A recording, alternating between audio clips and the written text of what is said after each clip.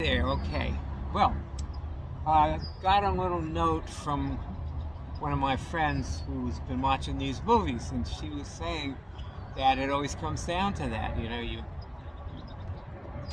feel good, you make the right choices, and that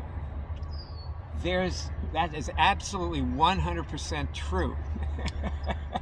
It's just that it's very easy to misunderstand it, because a lot of times in it, when you're considering risking money on something, it don't feel good. It's it can feel terrible. And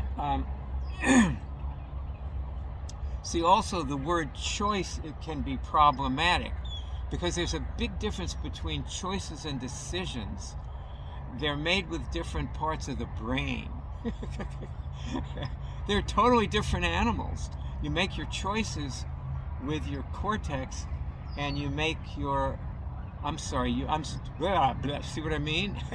How confusing this can be? You make your choices with your lizard brain. You ever notice like lizards? I have a lot of lizards around my pool, and they make a lot of choices. Like they're always doing something. And the cat used to chase them and do all kinds of things with them, and now the cat just totally ignores them because, you know, there are just so many of them, and it's never ending. And I mean, the cat needs, a few minutes to herself. She can't always be chasing lizards. So she kind of outgrew it, I think. Anyway, the the the lizard brain makes the choices. Bang, bang, bang. And when you enter a trade, you have to use your lizard brain, and when you exit it, you have to use your lizard brain. And those are the things that govern those kinds of activities, just like for athletes.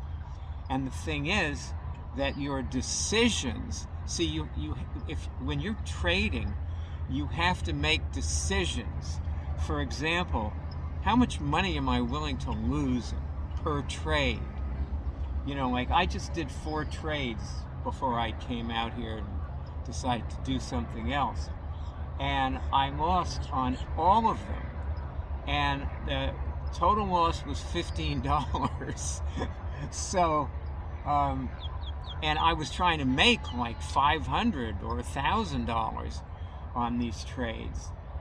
But see, that's why I lose on so many trades, because most of the time the move that I'm getting into isn't going to do that. But sometimes they do with these options that I trade. So I have to just be happy with taking lots of losses and simply lose an amount that I'm happy with. And I think that $3.75 a trade is probably something I can live with. So this is a decision, and this is something that has to be made in advance. And then my behaviors have to be governed in this framework. I have to create a framework of decision. And inside of that framework of decision, I can make choices. For example, all of those trades went in my favor at first. And so I could have made some money by just closing them right there. But instead I chose to move up my stop and let them run, because I wasn't looking to make that like kind of small amount of money. Though I would have made probably a lot more money than what I lost. Because, but it would have been like 3 or 5 times the amount that I lost. Which again is, like 4 times is $60. So I would have come away with $60 and I'd be a chump. So I don't want to do that, you know. Hey, I traded this morning. Oh, what'd you make? $60. Oh, wow.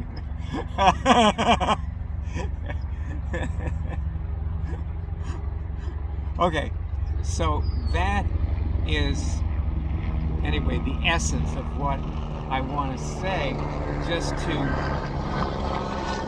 protect. See, what I'm trying to do is protect people from misunderstanding what I'm saying in these movies. Because, okay, here, let's go into something else. We'll talk about the good feeling that my friend is talking about, being a good feeling. What you want to do is be in a good feeling all the way through, from before you sit down to trade, to through trading, to after trading. And the way you do that is you decide about all these parameters so that you never stray into a place where you come away feeling bad. And I should probably tell you a story about this to give you like a real concrete experience of it. A long time ago, like several years ago, I was hanging out, you know, watching the market, and I wanted to do an experiment by putting in a one-share trade overnight, which I wasn't obviously going to make very much money on the. I mean, it wasn't about making money. I wanted to do an experiment to test a couple of things. I'm always testing. I did that today. I was testing things. One thing I tested is how far away from the computer I can take my mouse before it won't function anymore. And I got it, you know, like, you know, I'm 30 feet or something, and it was still working. But if I went a little further, no, it dropped the mouse. So now I know pretty much where you know, what my perimeter is about that. Because I wouldn't feel very good if I was trying to do a trade and my mouse wouldn't work, which I did, and it didn't. I hate to admit, you know. And so, in a way, you could say, well, I started the day off on the wrong foot, and that's why I took a loss. Yeah, but, you know, I still did some trades and learned something from them. So I got, you know, I got something out of and the whole thing took me half an hour. You know, so it's not like I spent I didn't sacrifice a huge amount of time on this. Anyway, so I wanted to do this one share trade, and then I started doing something else, and I just forgot about it. And, you know, so I didn't get the trade in, and the market closed. And the next day, I was sitting in the pit, and Franny came in, and I said, you know, I don't feel like trading. I just don't feel good. You know, I don't feel like trading. And, you know, she said, it's amazing how Franny can just nail these things down. She said, check yourself for trauma. And I was in a current trauma, which is, you know, people traumatize themselves all day. You know, they get into a pissing contest with somebody when they're driving, and they come away traumatized, and they don't know it. People don't know when they're in trauma. You have to test for it, because it's current trauma.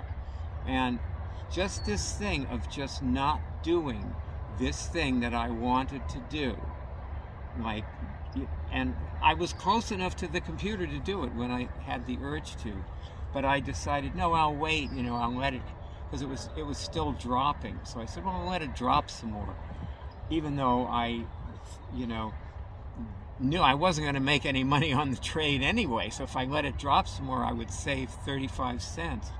But I decided, well, that'd be a good test, you know, to see if I can get it on the way up instead of the way down. But then it just slipped my mind, And so I st- and so you have to learn about trauma to understand this. But you see, if you don't have the perimeters made by a decision process, you see, now I've made a decision, okay? I made it back then years ago. And now, when I want to test something, at the moment when I think of testing it, I test it.